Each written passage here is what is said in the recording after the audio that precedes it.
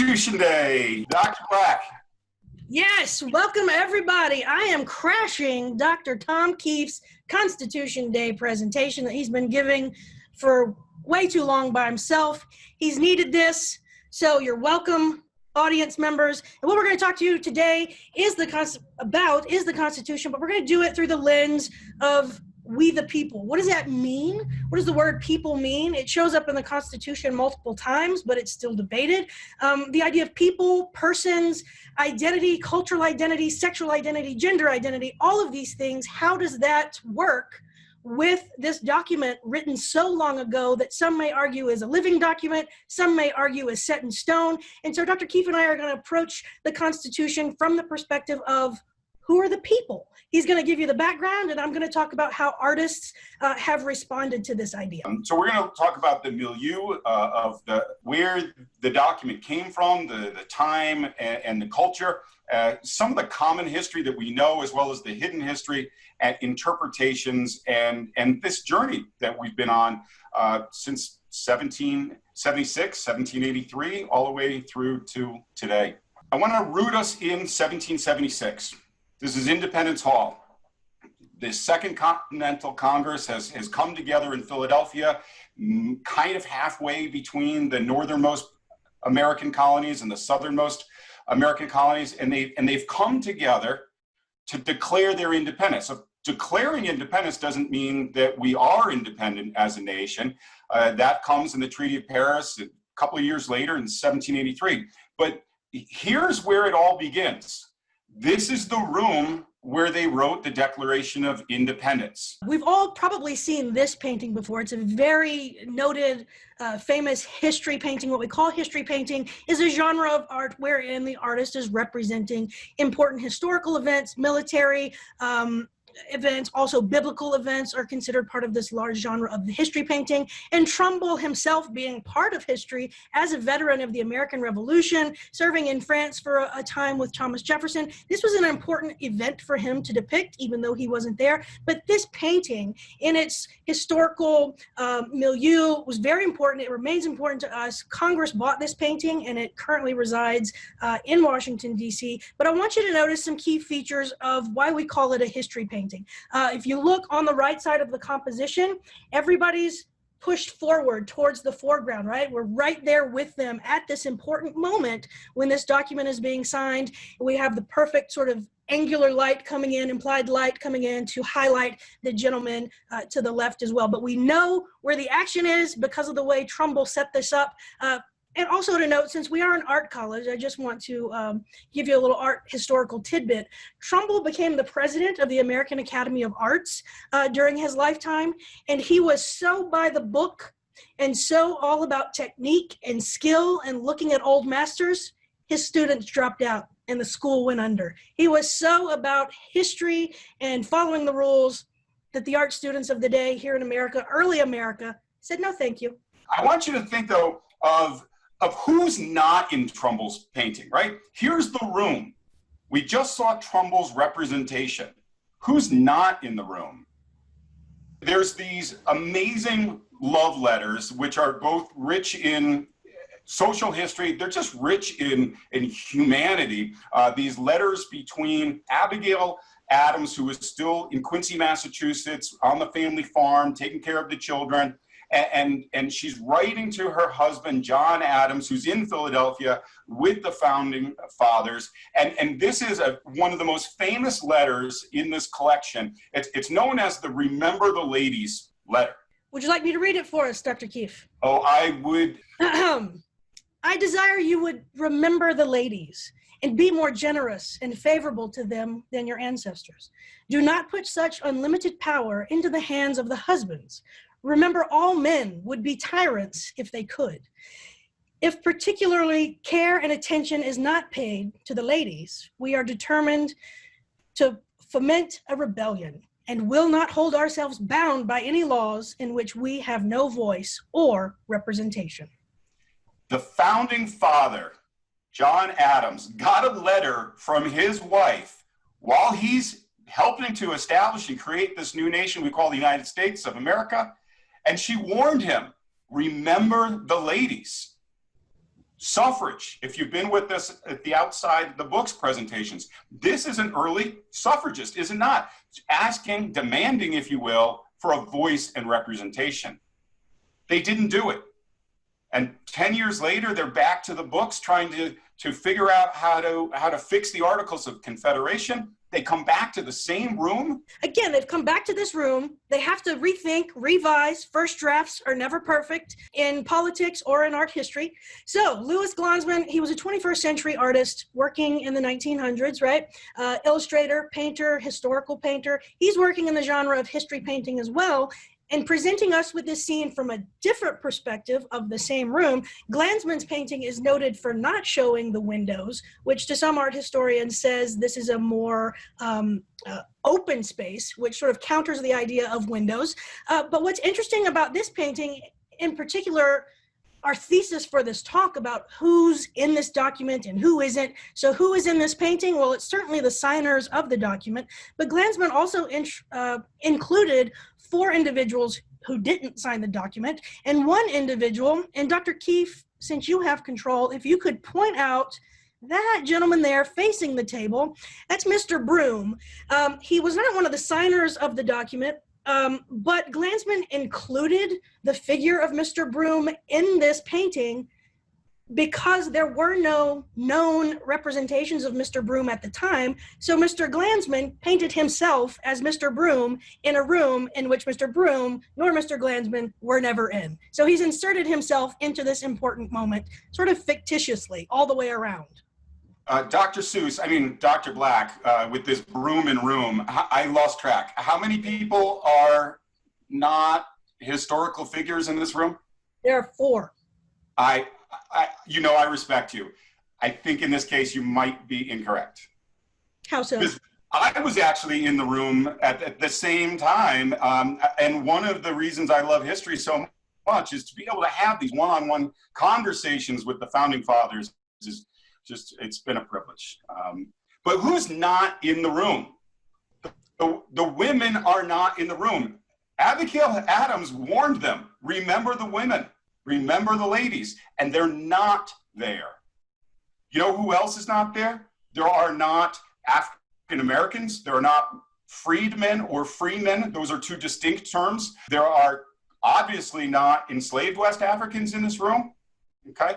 And in the famous musical Hamilton, Lin-Manuel Miranda, he kind of hints at this in his multiracial casting, but in particular, if you think about the Alexander Hamilton character, one of the things that's not well known about Alexander Hamilton is he's believed to be the father of William Hamilton, one of the earliest Black abolitionists who was very involved in arguing against the movement to Liberia. So here you have a room full of established, wealthy European Americans writing a document on how this country is going to be governed. Women are not present. African Americans are not present. Lower working class Americans are not present, even though they have these contacts with, obviously, the wider society. Think about Thomas Jefferson, who was married to Martha Jefferson. Yes, but when Martha Jefferson passed, Thomas Jefferson was romantically involved with Martha's half-sister, the enslaved West African Sally Hemings. So think about this. When we're talking about who we are, who's we the people, one of our founding fathers, Thomas Jefferson, and he wasn't alone, but Thomas Jefferson enslaved his own children. He had 6 children with Sally Hemings who were enslaved. Where are they in the document? So check this out. Another contemporary artist, Arlen Parsa, who is practicing today, took this very famous painting by John Trumbull and did visually what Dr. Keefe and I have been trying to do for the last 5 or so minutes, but he did so by placing red dots over individuals who signed this document who were white male slave owners. So every man in this painting by Trumbull who has a red dot on his face at the time he was signing this document about the rights of the people owned people.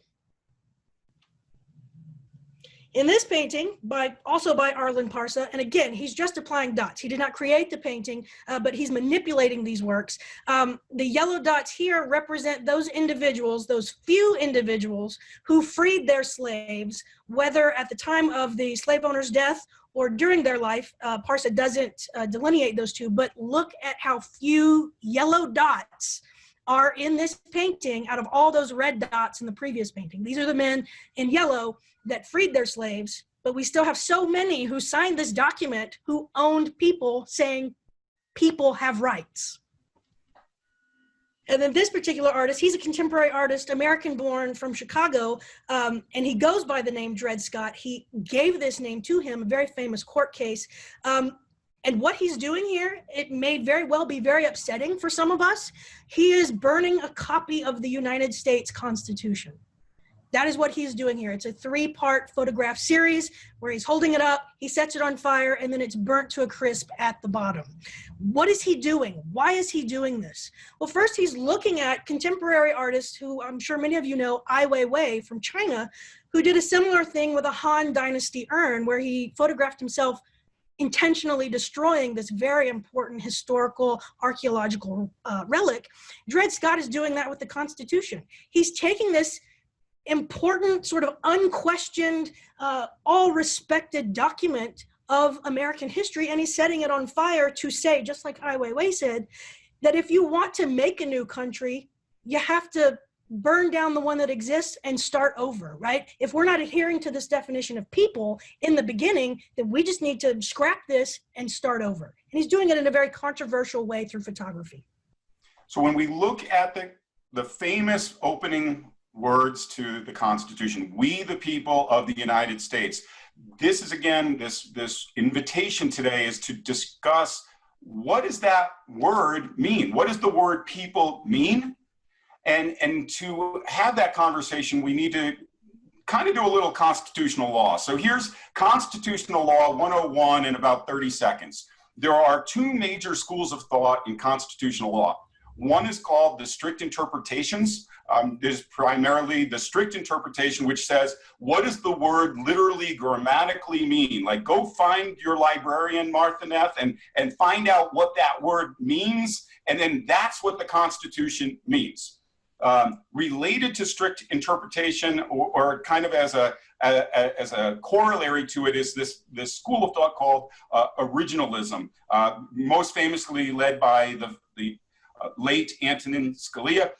Originalism is what did that word mean then? Like, what were they really trying to say? Which I have a problem with originalism being paired with strict interpretation, because to me, originalism, if you're going to be interpreting what did the word mean, then you're no longer a literalist. You would be in the other school, the loose interpretation of the Constitution, which contextualizes the Constitution based on, yes, the original intent, but within the context of the times that the founding fathers were living in. For example, when we go to the really controversial, obviously, Second Amendment of the United States, or the right to bear arms. Well, what did that include back in the day? Was it swords and muskets? Does it apply to AK-47s? And so that's the issue in terms of a loose interpretation, is what else is going on in the world, and even possibly what would the same founding fathers think or say today. So those are the 2 schools of thought: strict interpretation, loose interpretation. And so let's look at the articles. Let's look at what the Constitution actually says. Article 1, Section 2, Clause 1 is the first time that the people of the United States come up in the Constitution. And the word is literally that. It's the people. It's not an engendered term. It's not a class term. It's not a racial term. It says that the people of the several states get to elect the members of the House of Representatives.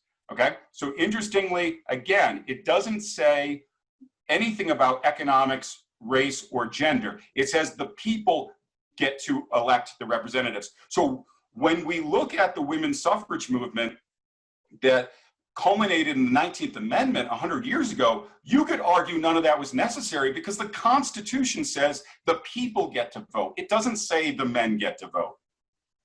If you look at Article 2, where it says who can be president and vice president of the United States, it just says you have to be a citizen of the United States. It doesn't say you have to be a male citizen of the United States. Now, you can interpret through the 3/5 clause, probably the worst line in the Constitution. No, let me take that back. The worst line in the Constitution, whether African Americans were considered citizens or not, but it doesn't say anything about gender, right? And then if you look at the third article, which is the judicial branch of the government, it doesn't talk about people or citizens, but it's the only reference to Native Americans in the Constitution, and it's kind of an aside, where it says that the jurisdiction, the judicial powers of the Supreme Court will be to adjudicate cases, and it's a series of 3 entities that they can adjudicate disputes between the states, among the nations, and among the Indian tribes. So they're saying that Native Americans are not citizens or people of the states, but they're not citizens or people of other nation states either. And they live in this nebulous world that John Marshall calls dependent nation status in his famous decision 20 years later. You know, Tom, even though indigenous peoples here in North America sort of live in this nebulous, if you will, as you just said, space within the Constitution as dependent nations, for these quote unquote dependent nations, it's a very different story. And so you have indigenous artists, contemporary artists like Stan Natchez, who's part of multiple tribes, responding to this continually in their art, and they have been for centuries, right? If you were with us for Art of Encampment, and we talked about indigenous artists who are imprisoned in Florida, recounting their identity, recounting who they are as people through their visual culture, and that is still the case today. And they're even, as Stan Natchez does here, taking the language, we the people, we are a people, we are not some nebulous outsider, we are not others. Let's look at the amendments, but we're going to do them out of chronological order. We're going to start with the Civil War amendments, because the Civil War amendments come after the Civil War, after the Emancipation Proclamation, after the end of slavery in the United States. And in the 14th Amendment, again, after the Civil War, after the Emancipation Proclamation, after the 13th Amendment, which bans slavery in the United States, the 14th Amendment says all persons born or naturalized in the United States are citizens of the United States. There is nothing racial there. There's nothing engendered there. There's nothing economic or social class there. All persons are citizens. And so when we look at who we are, we the people, it says it right there. We are the persons who are born or naturalized. The 15th Amendment says citizens have the right to vote, and it shall not be denied. Well, if the citizens are any people who are born or naturalized in the United States, then there is no need for the Women's Suffrage Amendment, because all women have the right to vote in the 15th Amendment. All Black men and women have the right to vote in the 14th and 15th Amendments. Dr. Black, what's going on in this picture? You put this in. That wasn't the picture I put in. You're getting me fired up. I love it. I'm getting fired up. Woo, Constitution. All right. So if it's not necessary, then for us as artists to look at a work of visual culture such as this, and this was an illustration in Harper's Weekly during the time, that is completely glorifying and celebrating what President Abraham Lincoln was doing for the African American and Black community at the time. But again, it wasn't even necessary. So that begs the question, would this glorification of Abraham Lincoln be the case today had we stuck with what people and what persons and what citizens actually mean in this document that already gave all these people these rights that so many legislators and politicians have been credited with giving them? Am I saying Abraham Lincoln was not worthy of celebration? Absolutely not. What we're trying to say is this was unnecessary. It was already in this document. So why didn't they have the rights? Now let's look at some of those other rights and these other documents that preceded the Civil War amendments. So we're only looking at the amendments that refer to people, because that's the theme of today's presentation, is who are we the people. So in the First Amendment, it says that people have the right to freedom of religion, freedom of press, freedom of speech, freedom of assembly. It's not engendered and it's not racial. The Second Amendment, again, it says the right of the people to keep and bear arms shall not be infringed. And we just can't, the Third Amendment does not specifically refer to the people, we the people.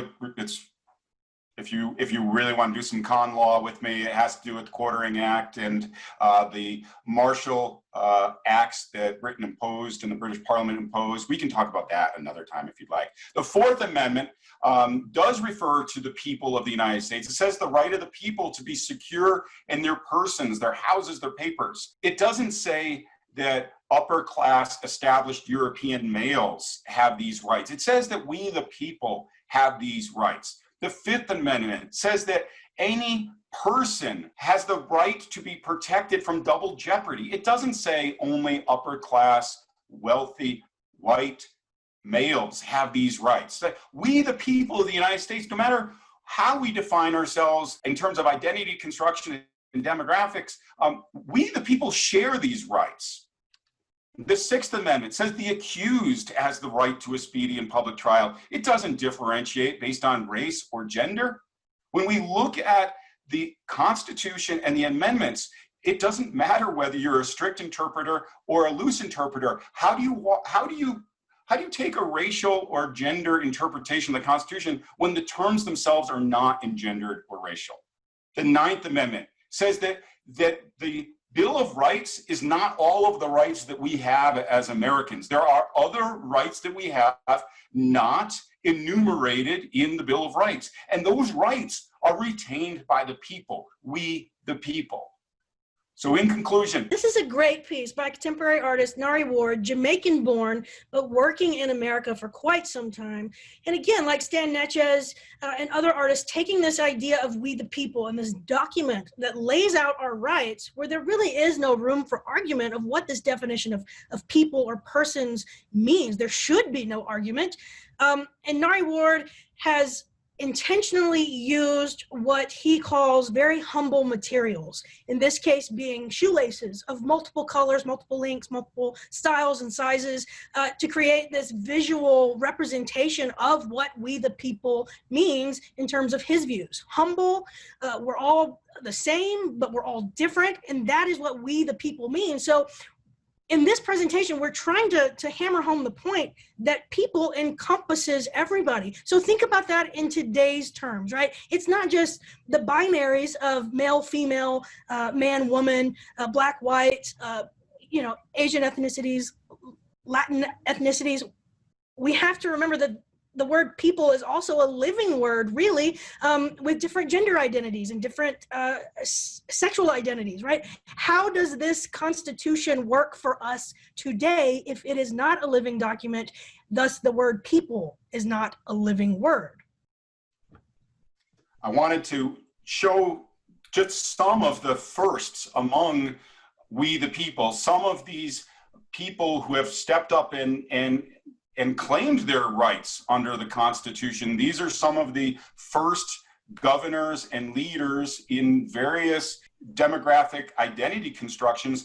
And there's no way I could or we could incorporate everybody. So we know that this is limited, but I just wanted to show you the faces of some of those people who have stepped up and claimed their firsts as we, the people of the United States. And in particular, I wanted to recognize the women who have stepped up and claimed their rights as we, the people of the United States, and these women who have made their stake in history as the firsts in so many different ways. With Kamala Harris, Senator Kamala Harris, on the bottom right there, she is claiming her space as sort of, for a lot of people, the first woman of color to run for vice president. And Her narrative is often conflated with Geraldine Ford's over on the bottom left in the black and white image, but it's important to remember that Shirley Chisholm on the top right corner was the first Black woman to hold her party's nomination for elected office of the White House. So I want to make sure we don't forget Shirley Chisholm's role as we are rightfully so celebrating Kamala Harris's role as well. And then Shepard Fairey. Again, we the people. Is this a more accurate representation of that living document, of that hopefully living word, people or persons? Shepard Fairey is, of course, as you know, famous for the Obama Hope poster from the 2008 presidential campaign. And Shepard Fairey has modified that to be more reflective, to be more inclusive, to be more in tune with the idea of a living document and a living definition of people. So I want to wrap up with one of my favorite lines. If you've been to the Constitution Day before, you've heard me say this before. It is a humongous pet peeve of mine. The two things that people claim to be experts at all the time without ever reading it is the Bible and the Constitution. I'll tell you this. The Constitution's a lot shorter than the Bible. Read it. Know your rights. Know what it says. Know that it says that we, the people, have all of these rights. It's a living document, as Dr. Black said. Absolutely. So again, keep that in mind as you are watching news coverage, as you are thinking about your rights and what's going on today. We already have these rights, so fight for them. Argue for them. It's there in this document. But remember, the document is a living document, so there is room for all of us because we're all already there. So again, thank you for joining us. Dr. Keefe, thank you for letting me crash your Constitution Day presentation party. And we open it. I had a choice because you were the more formidable speaker, according to somebody. I think Rob Fladry, the great Rob Fladry, said Dr. Black is, quote, the superior speaker, end quote. That is correct. Yes, yes. And yet it's interesting because I believe Geraldine Ferraro was the first woman to be on a national ticket, not Geraldine Ford. Oh, I did say Ford. Thank you. I mean, you are the more formidable speaker. Here's a couple of resources. I can share this out with you if you're interested, but I'm going to stop now. And I really hope we have some questions, some conversation, and build some community.